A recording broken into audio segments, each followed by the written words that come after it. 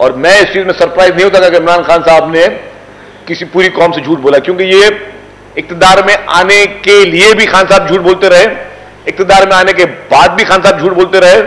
اور آج دن تک عوام کو گمراہ کر رہے ہیں، وجہ سے قانونی تقاضے بھی پورے نہیں ہو رہے تھے۔ اور وہی ان کی بیگم صاحبہ جو ہے، ان کے وکیل بھی حاضر نہیں ہوتے، وہ خود بھی حاضر نہیں ہو رہی تھی کافی دفعہ، اور مستقل طور پر وہ وکیل چینج کرتے رہے۔ دوسری بات، پھر انہوں نے بیچ میں خان صاحب نے ایک اور جھوٹ بولا تھا کہ یہ گھڑی بیچ کے میں نے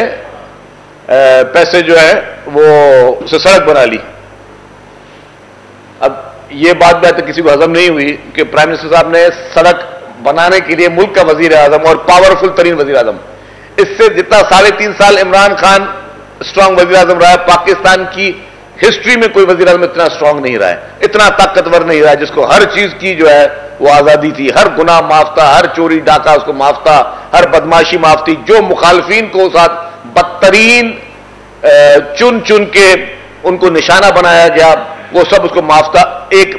بدترین حکمران کے طور پر پاکستان میں جانا جاتا تھا، تو اس شخص کو سڑک بنانے کے لیے ایک اہم ملک کے سربراہ کی گھڑی کو بیچنا پڑا، تو یہ سے بڑا ایک بونڈا جھوٹ جو ہے وہ نہیں ہو سکتا۔ خیر، اس کے بعد انہوں نے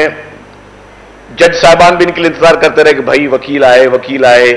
پیش ہوں، نہ بیگم صاحبہ پیش ہو رہی ہیں کبھی، نہ کبھی وکیل پیش ہو رہے ہیں، تو ظاہر ہے ججوں کو بھی ایک ٹائم ہوتا ہے، اس میں ان کو وہ کرنا ہوتا ہے۔ اس بیچ میں انہوں نے ایک وکیل کیا لطیف کھوسا صاحب۔ اب لطیف کھوسا صاحب کچھ پیشیوں میں پیش ہوئے اور وہ پھر پیش انہوں نے چھوڑ دیا، اور جتنا کھوسا صاحب کو میں جانتا ہوں، بغیر پیسوں کے کھوسا صاحب کبھی کوئی کام نہیں کرتے۔ اور یہ بات میں اسی لیے بول رہا ہوں کہ کھوسا صاحب میرے بھی وکیل 2-4 کیسز میں رہ چکے، اور شاید کچھ کیسوں میں ابھی بھی ہوں، اس کو چھوڑ دیں کتنے لیے، لیکن میں بتاؤں کہ کھوسا صاحب کی بھی ماشاءاللہ میرے معزز ہے، بغیر پیسوں میں کام نہیں کرتے، اور کافی کام جو وہ پیسے لے کر بھی نہیں کرتے۔ تو وہ میری بات اگر سن رہے ہیں تو ان کو پتا ہے میں کیا بات بول رہا ہوں۔ اگر اس میں کوئی بحث مباحثہ کرے تو میرے پاس ایک موبائل فون ہے، اس موبائل فون میں میسیجز بھی کھوسا صاحب کے دکھا سکتا ہوں، لیکن اس کو میں بھی ذکر نہیں کروں گا، وہ میرے ان کے درمیان بات ہے۔ خیر، کھوسا صاحب نے بھی، لطیف کھوسا صاحب نے بھی وہ نہیں کیا۔ پھر 29 جنوری کو عدالت نے کہا کہ جی غیر حاضری مستقل طور پر وکیلوں کی ہو رہی ہے،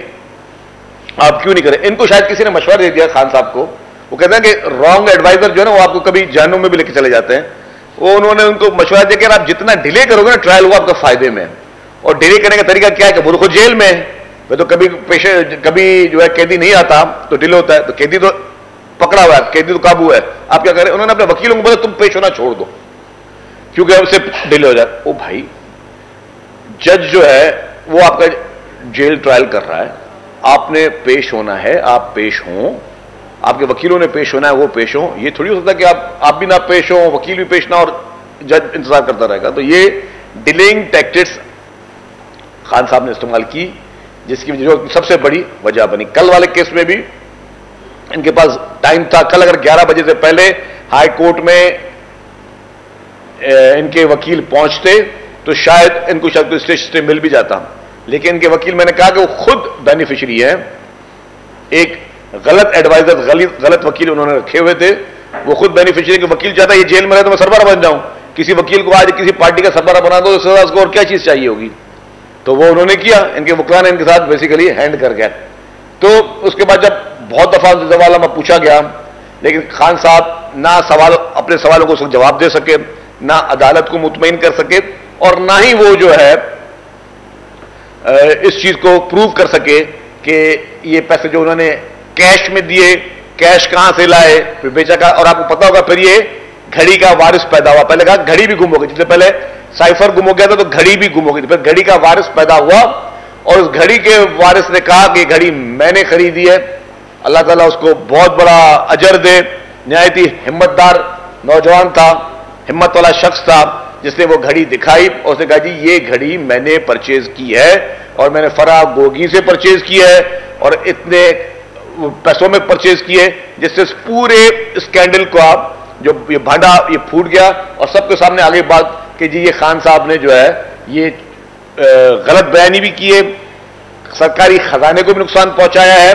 اور غلط بیانی سرکاری اس خزانے کو نقصان پہنچانے کے ساتھ ساتھ انہوں نے جو ہے پوری قوم سے جھوٹ بولا ہے۔